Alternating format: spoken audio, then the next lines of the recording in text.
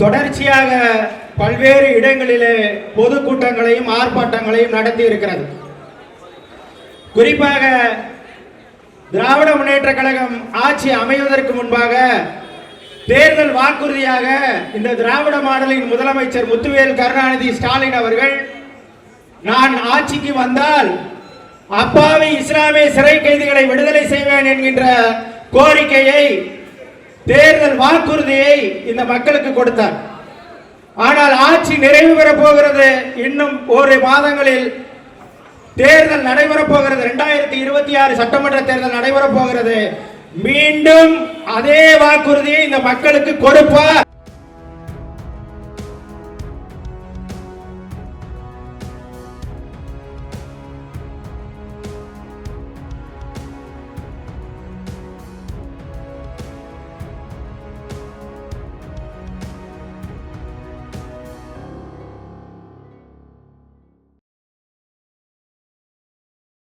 இந்த இஸ்லாமிய சிறை கைதிகளை விடுதலை செய்ய வேண்டும் என்பதற்காக சென்னையிலே ஆர்ப்பாட்டத்தை நடத்தினோம். கோவையிலே ஆர்ப்பாட்டத்தை மேற்கொண்ட போது திராவிட மாடல் காவல்துறை வந்து, இந்த ஆர்ப்பாட்டம் நடத்துவதற்கு உங்களுக்கு அனுமதி இல்லை, கொடுக்க முடியாது என்றார்கள். நாங்கள் தடையை மீறி ஆர்ப்பாட்டம் நடத்துவோம் என்று கோவையிலே நடத்தினோம். நாம் தமிழர் கட்சி கோவையிலே நடத்தியது. அப்பொழுது மேடை போடக்கூடாது என்றார்கள், ஒலிபெருக்கி வைக்கக்கூடாது என்றார்கள், மின் விளக்குகள் அமைக்கக்கூடாது என்றார்கள், பதாகை வைக்கக்கூடாது என்றார்கள். எந்த விதமான விடயங்களும் இல்லாமல் கூட நாம் தமிழர் கட்சி ஒரு லாரியை கொண்டு வந்து நிறுத்தி அதையே மேடையாக்கி அந்த மேடையில் நின்று முழங்கி விட்டு வந்தது நாம் தமிழர் கட்சி. அதே போல நாகப்பட்டினத்திலே இதே கோரிக்கையை முன்னிறுத்தி அவுரி திடலிலே நாம் தமிழர் கட்சி இதே கோரிக்கைக்காக ஆர்ப்பாட்டத்தை நடத்தியது.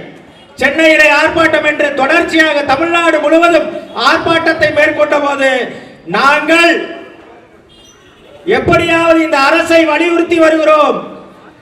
இஸ்லாமிய சிறை கைதிகளை விடுதலை செய்து விடுவார்கள், அதனால் நீங்கள் தயவு செய்து பேசாதீர்கள் என்று சிறையிலே உள்ளவர்களின் குடும்பத்தார்கள் நாம் தமிழர் கட்சியை தொடர்பு கொண்டு பேசினார்கள்.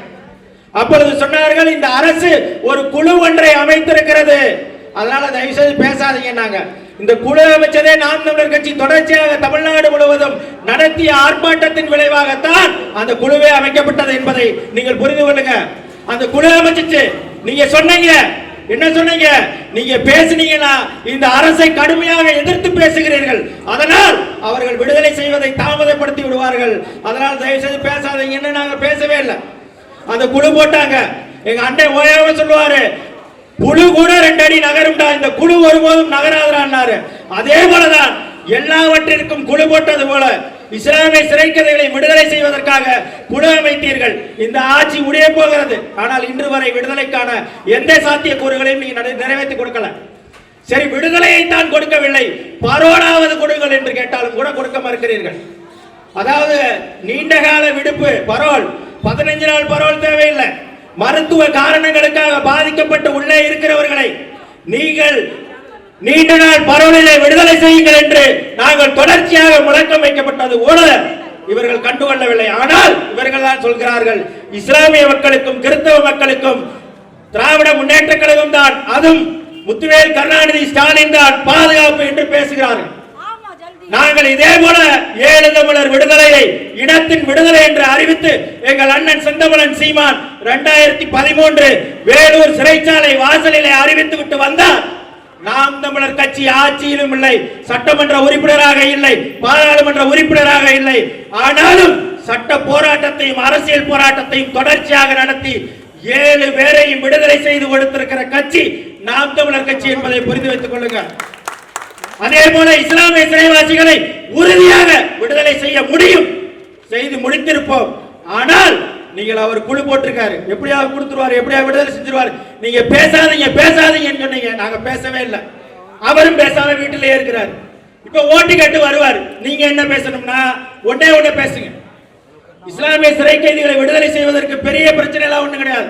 அவர்கள் நினைத்தா கதவை திறந்து வெளியில விடலாம். எங்க அண்ணன் சொன்னார், நான் வந்தேன்னா காலையில 5 மணிக்கு சிறை கைதிகளை 10 ஆண்டுகளுக்கு மேலாக சிறையில் இருக்கிற அனைவரையும் விடுதலை செய்வேன் என்ற வாக்குறுதியை நாம் தமிழர் கட்சி 2016 சட்டமன்ற தேர்தலை சந்திக்கும் போது நாங்கள் ஆட்சி வரைவிலே கொடுத்திருக்கிறோம். பல பொதுக்கூட்டங்களிலே பேசி இருக்கிறார், பல ஆர்ப்பாட்டங்களிலே பேசி இருக்கிறார். இஸ்லாமியர்களின் சிறை கைதிகளின் விடுதலை என்பது மிக முக்கியமான விடுதலையாக பார்க்கப்படுகிறது.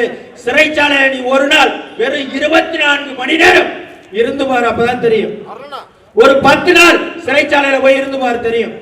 அதே போல 7 பேர் விடுதலையில 7 பேரை விடுதலை செய்துவிட்டு அவர்கள் என்ன செஞ்சாங்கன்னா, ஈழத்தமிழர்களாக இருக்கிற 3 பேரை கொண்டு போய் இதுல கொண்டு போய் அடைச்சிட்டாங்க. எங்கடா, திருச்சியில இருக்கிற சிறப்பு முகாமில் அடைத்து விட்டார்கள். அதற்காக திருச்சியில நாங்கள் போராடினோம். அவங்க 4 பேரையும் சிறப்பு முகாமில் இருந்து எப்படியாவது வெளியில எடுத்து நீங்க திரும்பவும் அவர்களை அவர்கள் விரும்பிய நாட்டிற்கு அனுப்பி வையுங்கள் என்று நாம் தமிழர் கட்சி வலியுறுத்தி திருச்சியிலே போராட்டம் நடத்தியது. நீங்கள் இந்த சிறப்பு சிறைச்சாலையை நீங்க மூடுங்க அப்படின்னு சொல்லி சொன்னோம். ஆனால் மூடல. ஆனால் மீண்டும் அந்த போராட்டத்தை நாங்கள் முன்னெடுத்தோம். அதுக்கும் அனுமதி இல்லை. ஆனால் அந்த பொதுக்கூட்டத்திலே பேசியதற்காக எங்கள் அண்ணன் செந்தமிழன் சீமான் உட்பட நான் உட்பட 17 பேர் மீது வழக்கு பதிவு செய்தது இதே திராவிட மாடல் காவல்துறை. அதுல எல்லாரையும் விட்டுச்சு, என்னை மட்டும் தான் பிடிச்சி திருச்சி ஜெயில போட்டுச்சு நான் பேசினேன்றதுக்காக. அப்ப நான் பேசுறது சட்ட ஒழுங்கு பிரச்சனையை நான் ஏற்படுத்தி விட்டேன் என்று பேசிச்சு. ஆனா நான் பேசி ஜெயிலுக்கும் போயிட்டு விட்டேன், ஒரு சட்ட ஒழுங்கு பிரச்சனையும் ஏற்படல. ஆனால் இவர்களின் நோக்கம் என்னவென்றால், சிறை கைதிகளின் விடுதலை குறித்து இவர்கள் பேசக்கூடாது என்பதுதான் இவர்களுடைய நோக்கம் என்பதை என் மக்கள் புரிந்து வைத்துக் கொள்ளுங்க. இதுல திமுகவை குறை சொல்றேன், அண்ணா திமுகவை குறை சொல்றதுலாம் இல்ல. எந்த அரசியல் கட்சி இந்த மண்ணில் ஆட்சி அதிகாரத்தை பெற்றாலும் சரி, அவர்களுடைய நோக்கம் மக்களின் பிரச்சனைகளையோ மக்களின் கோரிக்கைகளையோ ஒரு சமூகத்தினுடைய விடுதலை குறித்தோ அவர்கள் நோக்கமே கிடையாது. அவர்களுக்கு ஆட்சியில் இருக்கணும், அதிகாரத்தில் இருக்கணும், கொள்ளையடிக்கணும், கொலை பண்ணணும், கொள்ளையடிக்கிற பணத்தை பதுக்கணும், பதுக்கிய பணத்தை பாதுகாப்பதற்காக அதிகாரத்தில் இருக்கணும். அது மட்டும்தான் திமுகவுக்கும் அண்ணா திமுகவுக்கும் நோக்கமே தவிர வேற எந்த நோக்கத்தையும் இவர்கள் செயல்படுத்த மாட்டார்கள். 2026 தேர்தல் வர போகிறது. வீதி வீதியாக வந்து வாக்கு கேட்க போகிறார்கள். நீங்க ஒன்னே ஒன்று மட்டும் சொல்லுங்க, இஸ்லாமியர்கள் எல்லோரும் நாம் தமிழர் கட்சிக்கு ஓட்டு போடலைனாலும் பரவாயில்ல, சிறை கைதிகளை விடுதலை செய்யவில்லை என்றால் நாங்கள் உங்களுக்கு வாக்கு செலுத்த மாட்டோம் என்பதை நீங்கள் வீடுகளின் வாசலில் நின்று சொல்லுங்கள். சிறை கதவு கட்டாயம் திறக்கும். இப்ப இருந்தே சொல்லுங்க. தேர்தல் அறிவிச்சுட்டாங்கன்னா அதுக்கும் காரணம் சொல்லுவாரு. தேர்தல் அறிவிச்சதுனால எங்களால எதையும் செய்ய முடியாதுன்னு ஒரு ஒட்டி காரணத்தை சொல்லுவாங்க. இன்னும் 1 மாதத்துல சிறை இது எப்படினாலும் தேர்தல் அறிவிக்கப்பட போகிறது. இந்த 1 மாத காலத்துக்குள் நீங்கள் கொடுக்கிற நெருக்கடி தான் அடுத்த விடுதலைக்கான சாத்தியமாக அமையும் என்பதை நான் உங்களிடம் கூறி விடைபெறுகிறேன். தமிழ்தாய் வாழ்க, தலைவர் பிரபாகரன் வாழ்க.